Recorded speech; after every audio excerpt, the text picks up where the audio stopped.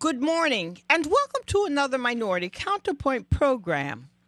This is your hostess, Gwen Blackburn.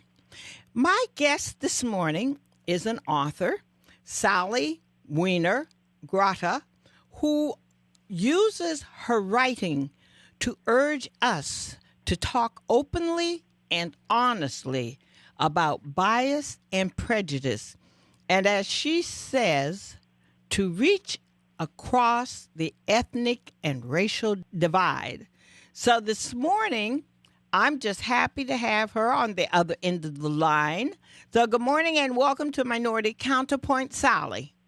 Good morning, Gwen. I am so delighted to be here. Well, it certainly is my pleasure to have you, and I'd like to start out by asking you to talk about your background that brought you to write about prejudice, to write about why we hate, and maybe you could just kind of get us started with those two areas. Well, you're asking me to dig rather deep because I remember myself as a hypersensitive child, and we now call it bullying, yes, where the kids would pick on me, and I'm almost appreciative of the fact that they did, because it helped me fine-tune my sensitivities, my understanding, and to start my lifelong questions of why. I also am very, very lucky that I had mentors, people in my life who encouraged me to ask why. I had wonderful teachers. I am white. I am Jewish. I was also educated by the Quakers. Oh. So I've been surrounded by people who've often asked why. And growing up, once I got out of that bully situation, I grew up within a diverse community. And we were just friends. Uh-huh. And I didn't understand that was unusual. Then I came out into the real world, and frankly, when I would approach people of color, they'd look at me like, why are you approaching us? And it made me understand. First, I was hurt, of course, and then I understood, they have a right to their bailiwick, to their world, and to not feel threatened by a stranger, just as I do. But the fact that they feel threatened by me, why? And why when a very nice, open-minded couple who happens to be white is walking down the street and they see a big black man, why do they cross the street? I know, huh? Why? Yeah. Mm-hmm. Why is it that we are so fearful of each other? Uh-huh. It frightens me and it irks me, but it also, there has to be an answer here that we can reach for each other, because I know that when we work together, we have a much stronger environment, we have much stronger individuality, and as a creative individual, the more influence I have from diversity, the more creative I can be, the more creative I can think. And I really feel the same way about our society. Yes. This is my passion. You can hear it in my voice. I can. What I call the unanswerable questions drive me. Why do we hate? Okay. Why is there prejudice? Why is there war? Oh, yes, yes. It makes no sense to me. You're right. Yet it's there. You're absolutely right. So talk about what do you mean when you talk about people being tribal? I think you kind of touched on it, being tribal by nature. What are you talking about? And what can people do to change? There is no question we are comfortable within our own family. Yes. When we're sitting at the dinner table, we may have arguments with our parents and our siblings and our aunts and uncles, but it's arguments that we don't feel, as a rule, threatened by. Right. They tend to think like we do. They tend to eat the same food we do. And as much as you argue, if you're a real family, you back each other. And it's a very comfortable place to be. Similarly, it's very comfortable to be around people who remind you of that family. And human beings have always been tribal.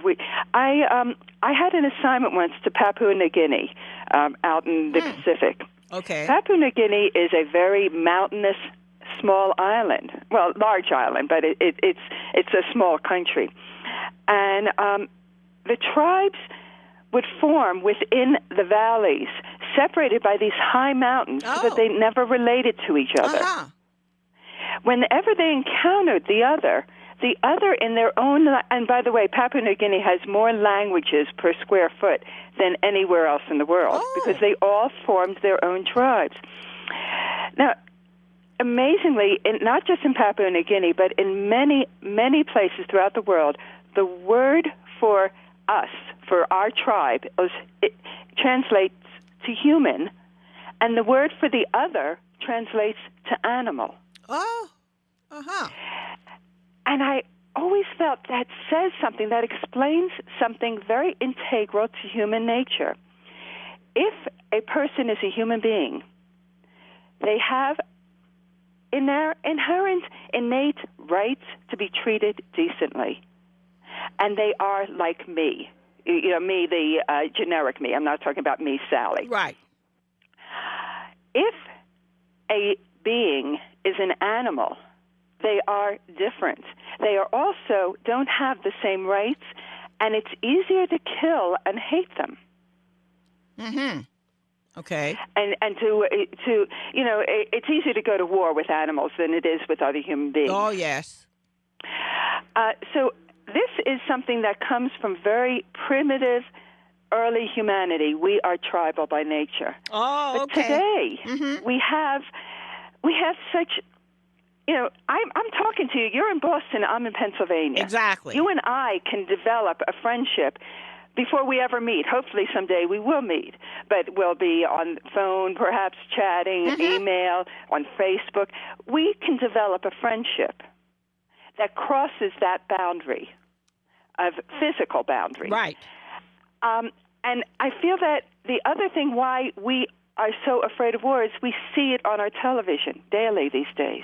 And we see human beings being killed, not animals. Oh, yes. Or we see an atrocity against another person of another race. Yes. But we see them. We see their mother and father. How can you keep up that tribalism in the modern age when we can see each other in the true word of see? Right, right. So let me just ask you now, what do you understand to be hatred, roots of prejudice, and bigotry and cruelty, if you haven't already told us? I may have already told you some of what I feel. This is my life project to try to understand it. It's one of the reasons I form stories, because storytelling to me is a way of expressing that search by creating scenarios. It's also, by the way, how I personally handle crises, is that I have previously considered scenarios and how they might happen. So what is hate? What is prejudice? What are the roots? I think much of it is fear and misunderstanding. Uh-huh. I had a very strange experience when I first moved into my home. I live in a rural area, and while most of us have property that has a bit of land around the house, my next-door neighbor is right up against my home. Oh. And my home was originally a hall, like a Masonic hall. This is my home and studio with my husband. And so my neighbor was used to it being empty, not having somebody else there. And my neighbor also was very uncertain about anybody who was different or strange. Very, very uncertain. And the first time I met him, he was using some very nasty language, and you'll excuse me for using it, but he was using the language kike and niggers. Oh.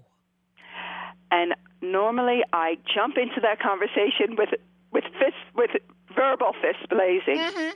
And I decided, I'm going to be living here the rest of my life. This is a man who has to learn. He doesn't know any Jews. He doesn't know any blacks. So he's he has this stereotype in his mind, and he's terrified of having his world changed by strangers. Mm-hmm. Yeah. He did not know at the time that I was Jewish, by the way. Right. And he just thought I was another white woman who would understand the way he felt. Mm-hmm. Yeah. That was 17, 18 years ago. What I decided at the time when it happened, and my husband looked at me, he was ready for me to jump in. He knew what I would do. And I held that was hard. I came out with almost an ulcer starting. But I decided this man has to learn who I am and who my friends are. Right. And, he would see the diversity of the parties in my patio, and he was always invited, though he never came. At this point, he likes me. He likes my people. And at one point about 10 years ago, I heard from somebody that he had said to his daughter, well, she's different. She's a good one. Oh. But at this point, I think he's beginning to understand. Now, that took a lot of patience on my part.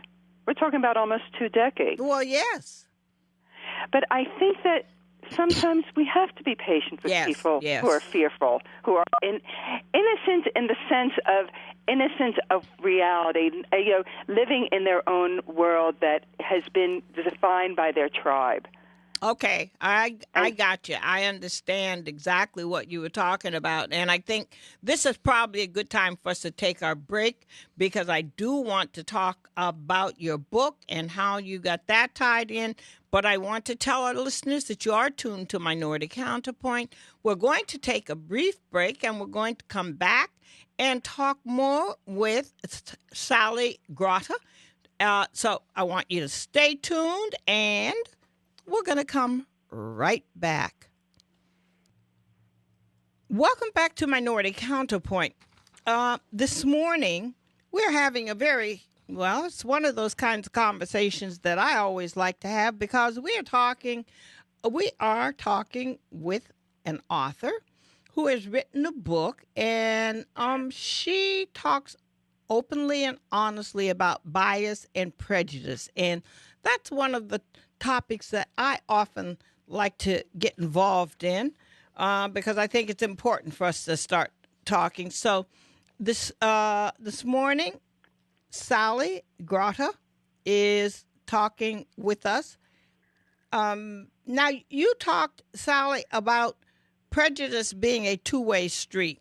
Oh, well, before you answer that, I know that my listeners are wanting to know, when you give the name of your book, JoJo, they're going to want to know where they can get it. They're going to want to know where they can get more information about you, if you have a website and all that good stuff. So let's do that, and then you can do it at the end of the program. That's great, Gwen. My book is called JoJo, and that's Jojoe, 2 words. And it's available in any bookstore as ebook, paperback, hardback. Of course, it's on Amazon. My website is grotta.net, grotta.net, and I do keep a blog there. And I love hearing from people. My email address is there, and I do enjoy hearing from people. I'm also active on Facebook under Sally Wiener Grotta, and Wiener is spelled like a hot dog, I-E. And please, do contact me. I would love to keep this dialogue going. And if you have any disagreements with me, I welcome it. I find disagreements are really the beginning of a synthesis of new ideas for all of us. Okay. Now, since you already mentioned the book, before we go back to talking about prejudice being a two-way street, talk about your book, JoJo, and what that means. JoJo is the story of a young woman who is both black and Jewish, which, of course, is becoming more and more common. All of our communities are becoming quite diverse. Yes. But due to circumstances of her parents getting divorced and her mother dying, she was raised by her white Christian grandparents in a completely white small town in Pennsylvania. This is fiction. She vowed she would never return. She hated the place. The book is about her return 18 years later when she's in her mid-30s. She comes to bury her grandmother, get rid of the family estate, and get out of there. She never wants to come back. During her one-week visit, she runs into the white boy who broke her heart, very cruelly broke her heart. She has a traumatic, violent run-in with a bully from her youth who was quite physically abusive of her. But she also uncovers a secret her grandmother kept from her, which makes her question the nature of her own prejudice and the prejudice that shaped her life. So it very much is about what we were talking about, the two-way street of prejudice. And it questions good intentions, family relationships, and what it is like to be living in our current diverse communities, but still with our preconceptions. I was on, what blog was I on? I was reading a very good blog yesterday, and one of the commentators said, yes, but it doesn't matter what you are. If your skin is a different color, that's the first thing they see. They don't see anything else. Mm-hmm. And that's one thing that Judith, the protagonist, experiences.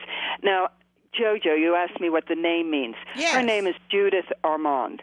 And the boy who was her best friend and whom she loved as a child, as a young woman, his name was Joe, J-O-E. And he loved that her initials was a Hanuman for his name. And so they created this being that was the two of them called Jojo. Oh, okay. All right.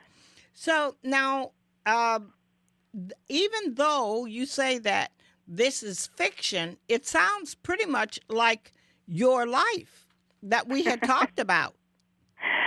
Well, I'm not black, and I don't have Christian grandparents, but you're the fact Jewish. of the matter is, an author always, if you're being honest, you are always tapping into something very deep within yourself when you create your characters. And in fact, people often say to me, it reads like a memoir. Yes. I create characters and scenarios that come from within my own crises, my own need to understand, and my own love, absolute deep, deep love for other people. Mm-hmm. My belief that we are all that we have in life is the other person. Oh, okay. The opportunity to make connections, the opportunity to love or to learn from each other, this is what makes life rich. And when we throw up barriers, we are impoverishing ourselves. And so when you ask me, is this about myself? It's about my struggles and my need to understand. And yes, it's about, and there are pieces of people I've known in it, and there are pieces of me probably in every single character in the book. Now, is this your first book, or have you written other books, and are they about the same topic, or what? Well, this is my first novel. Okay. I've made my living as a nonfiction writer for the past few decades. And I've been very fortunate that I've actually been able to make my living as a freelance writer and photographer. Oh. When I finally got to the point where I was really well established, I realized that I no longer had to write what I call other people's truths, which is what nonfiction is. Uh-huh. And so I decided to focus more on my fiction, my essays, and on my narrative photography, my portrait photography. So this is my first novel. Now, I do have another novel coming out next year called The Winter Boy, which focuses more on the question of hate and war rather than prejudice. But, I mean, it has a lot about prejudice in it, but it's not so much the racial prejudice as well as the thinking about the other, whoever the other might be. And it is very different from JoJo in that it uses some tropes, some ways of storytelling from science fiction, in that it's set in a post-apocalyptic world. But it's mostly a political novel. I will always be returning to this subject. I do essays on my blog at grotta.net that I'll come back to this as well as to other questions I have about. Now, one of the questions that I'm not sure that we got to talk about, well, maybe two. One is, why do we hate? Is one. And one is, what can people do to change? Oh boy! I know that's deep. My life odyssey, my life quest to try to understand, why do we hate? Really, I mean, there's so many opportunities to not hate. I think that may be part of it. There are so many opportunities to not hate, but it takes a bit more work. It's easier to be negative. You know how when you go up to a bureaucrat and you want to get something done, it's easier for them to say no because if they say yes, there's work ahead? Yes. I think there may be something in that about hate. In some ways, it's easier to hate. It's easier to pigeonhole and stereotype the other because then you don't have to deal with them and you don't have to open yourself up to new possibilities, new ideas that could potentially change who you are and how you see the world. And also, it's so easy to blame others for your problems. Oh, absolutely. I mean, we all have problems, and some of them are caused by others. But we can't do anything about that. All we can do is fix the problems we cause for ourselves. And I think hate is something that starts as a hurt or a fear and then spirals out of control so that you approach something with anger and that something or someone snaps back at you and it proves your point. So there's more opportunity to hate, and it's a constant downward spiral. And that's what I mean by it being a two-way street, too. We live in fear of being hurt. Therefore, if we are hurt, it proves our fear. Yes. And I wrote a blog about staring into the window and staring into the mirror, in which I said, I have prejudice. I recognize it. If I see a group of tattooed, pierced rowdies, perhaps they're on motorcycles, I'm terrified to approach them. And that's my limitation, because they might be interesting people. I might learn from them. Yes. But they also might not want this stupid woman who's this author who's so involved in book learning she knows nothing about street smarts, and she's just a stupid white woman with no tattoos and I have ear pierced, but no real piercing, and I dress sort of demurely. Again, it's the fear of the unknown. You see them, you don't know them. You see people who look different, you don't know them, so you fear them. This is what a lot of the diversity and all is about, and that is the fear of the unknown. That's how I see it. I think that's very well put, Gwen. Yeah, very well put. Yes, exactly. And when we fear each other, we are looking for proof that we have a right to fear. We seek that proof.